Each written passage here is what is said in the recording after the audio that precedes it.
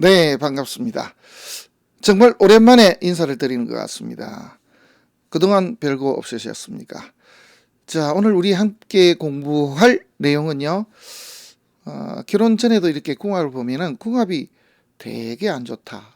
엄청 안 좋아서 반대를 많이 했다. 그래서 어디서 그랬습니까? 라고 하니까 철학관에 가니까 이게 궁합이 너무 안 좋다. 궁합 좋다는 곳이 한 번도 없었다. 그런데 우리는 결혼을 했습니다. 이렇게 하시는 분이 계셔서 그 내용을 한번 중점적으로 한번 다뤄보고자 합니다. 참고로 남편은 사회복지사고 부인은 미용실을 운영하고 있습니다. 제가 볼 때는 분명히 궁합이 좋거든요. 그래서 궁합이 좋은데 왜 이걸 안 좋다라고 하죠? 그래서 그러면은 제가 한번 이걸 공개적으로 한번 올려보겠습니다 라고 했습니다. 자, 한번 보십시오. 궁합적으로 이상이 있는지 없는지 그걸 한번 살펴보도록 하겠습니다. 어떻습니까? 자, 오른쪽 한번 보시면은요. 남편은 이렇게 편제격입니다. 천간은 우리가 인수봉사를 그러기도 하는데 정확하게 따지면 이제 그 임수가 편인이니까 편인봉살 그러면 되겠죠. 그죠? 그래서 이제 나는 재물이 주 목적이나 활동하는 것은 문서를 만지는데 죽고 사는 것 뭐 이런 뜻도 됩니다. 그래서 예를 들면은 뭐 우리가 근무지를 굳이 따지자 그러면은 뭐 검사하는 곳 그리고 감사하는 곳 뭐 이런 쪽에 일을 할 수도 있고 보험계통에 계신 분들도 상당히 많죠. 이런 케이스에 죽고 사는 문서니까 그죠? 죽으면 돈 줄게 이거 아니에요. 그죠? 그래서 이제 그런 문서를 만지기도 한다. 또 법과 관련되는 그러한 문서를 대행해주고 수입을 올리는 경우들도 있다. 뭐 이런 식으로 이제 볼 수가 있습니다. 그래서 용신은 뭡니까라고 하면 이게 용신입니다. 인이 용신이고요. 그 다음에 상신은요. 이 간목도 상신이지만은 경금도 상신입니다. 그래서 경금이 있는 것이 사실은 모양이 좀 더 나죠. 여기는 지금 현재 뿌리는 여기에 진토에 하나밖에 없습니다.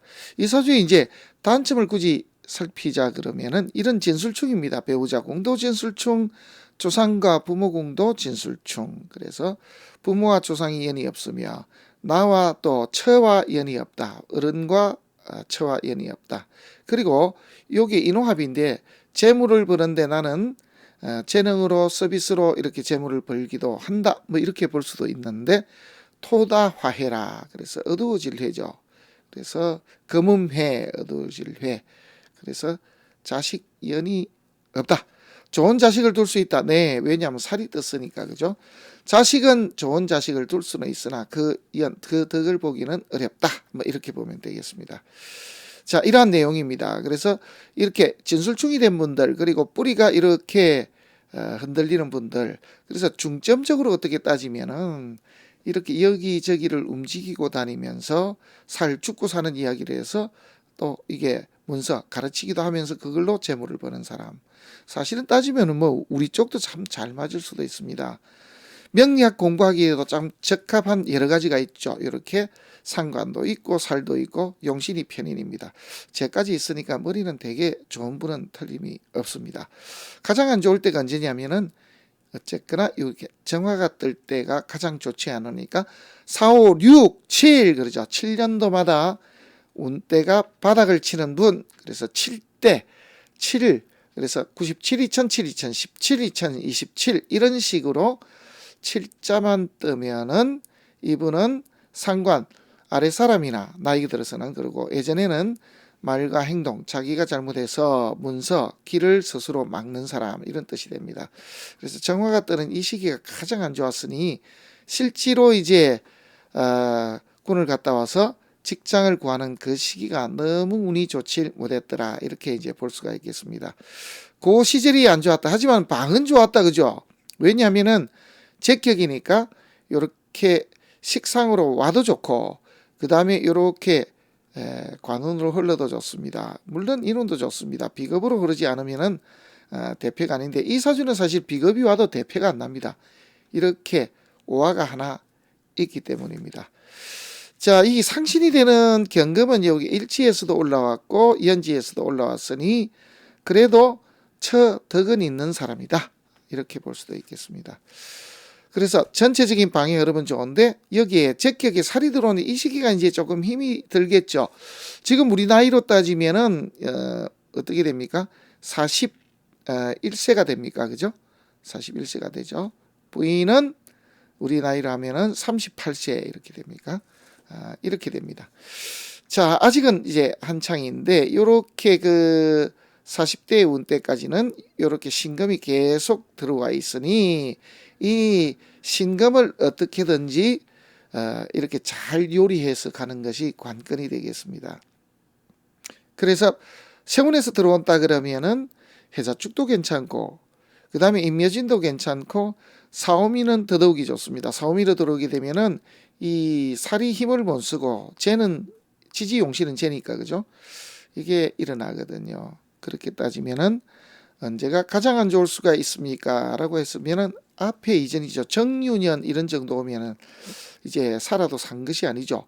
정유년 같으면은 2017년에 5년 전입니다. 그러면은 36세 들어올 때니까 딱 걸릴 때죠. 그렇게 되면은 천간에 정화가 용신을 잡아버리고 지지는 지지대로 이렇게 관살 혼잡에 엮입니다. 그래서 직업적으로 가장 어려운 고비를 맛보던 시절이 바로 정유년이었다. 이렇게 보면은 되겠습니다. 요게 이제 지나고 나면 이제 기후가 들어오는 건 좋죠. 대패가 나지는 않습니다. 이것도 있고 이것도 있으니까요. 그리고 지지는 이제 정관이 들어왔습니다. 그래서 이때에 안정이 될 것이다. 이렇게 이제 보면은 되겠습니다. 자, V는요 어떻게 됩니까? 여기 보면은 지지는 역시 제가 용신이고 인이 용신이고 천간은 제가 용신인데 용신이 잡혔습니다. 그래서 이 용신이 잡혔으니까 이게 다 병입니다. 그래서 반드시 이렇게 목기가 있는 남자를 만나야 되는데 제대로 만난 것이죠. 이 남자는 금기가 있어도 좋습니다. 그죠? 그리고 이렇게 을목이 있다고 해서 대패가 나는 건 아닙니다. 물론 이런 부분이 있지만 지금 잡혔거든요. 그래서 천간 부분도 문제가 없습니다. 지지로 들어오면 진토 뿌리가 하나밖에 없으니까 뿌리가 대줄 수 있는 진토가 좀 더 많다든지 또 내지는 이렇게 인목이 있어야 되는데 다 뿌립니다. 다 괜찮습니다. 여자분 입장에서 역시 마찬가지고 지지로 들어오는 것도 보면은 이렇게 화기가 있으면 좋고 금기가 있어도 좋습니다만은 이게 인옥국을 짰죠. 그런데 이게 왜 궁합이 안 좋죠? 단지 제가 봐서는 이런 문제가 있는 것 같습니다. 배우자궁이 충이 있고 남자는 여자분은 무관사주이기 때문에 단순하게 봤을 때 이건 아니다 싶어서 그래서 두 사람 궁합이 아주 안 좋다라고 이렇게 이야기를 한 것이 아닌가 그렇게 이제 추측이 됩니다. 부인 입장은 운이 더 좋았죠 사실은. 이렇게 보면은 인격인데 관원으로 왔고 비겁으로 갑니다. 그죠? 천간에서 다시 만납니다만은 계속 깨집니다. 이렇게 병화가 뜨면 어떻게 될까요? 제가 뺏겨서 얘들을 처리를 해야 되는데 그렇게 되질 않습니다. 그러면 언제가 제일 좋을까요? 바로 이때가 되겠지. 그죠? 그래서 이렇게 정화가 뜨면은 적격인데 관이 들어옵니다. 물론 이렇게 합의되어 있으니까 풀려나지는 않습니다만은 그래도 이때 운때가 좋지 않을까? 이렇게 이제 볼 수가 있는 거죠. 이제 굳이 단점을 따지면은 지지로 이렇게 비겁이 들어온 것인데 비겁이 이제 배우자를 때리는 이 시기입니다. 이 시기가 이제 40대 중반까지 들어오는 것이고 또 한 가지가 을류가 들어오더라도 좋아야 되는데 또 하나 또 잡히거든요. 그러니까 부지런히 벌어서 부지런히 깨먹는 그런 사주라 이렇게 볼 수가 있겠습니다. 한마디로 이렇게 사주가 되면은 돈이 잘 모이질 않죠. 부지런히 벌어서 부지런히 깨먹어야 되니까 그죠? 자, 그거는 이제 그 다음 문제고 자, 두 분의 금술은 아주 좋습니다. 왜냐하면 합이 다 맞거든요. 필리한 기운도 다 맞지만은 패가 날 게 없습니다. 남편 입장에서는 뿌리가 하나밖에 없는데 이 뿌리가 다 되어주고 있고 천간에서도 경금이 날라들면은 임수 상신들이 와서 살려주니까 그래서 이 부분에서는 전반적으로 문제가 없는데 왜 이렇게 해야 하는지 그렇게 말씀을 하셨는지 하는 것 그거는 제가 볼 때 이렇습니다. 1번 여자분 사주에 무관이고 남자하고 연이 없으면 제가 잡혀 있으니까 하지 말라는 뜻으로 그렇게 말하지 않았을까? 남자 입장에서 보면은 남자 입장 진술충이 있으니까 배우자궁이 불안정하다.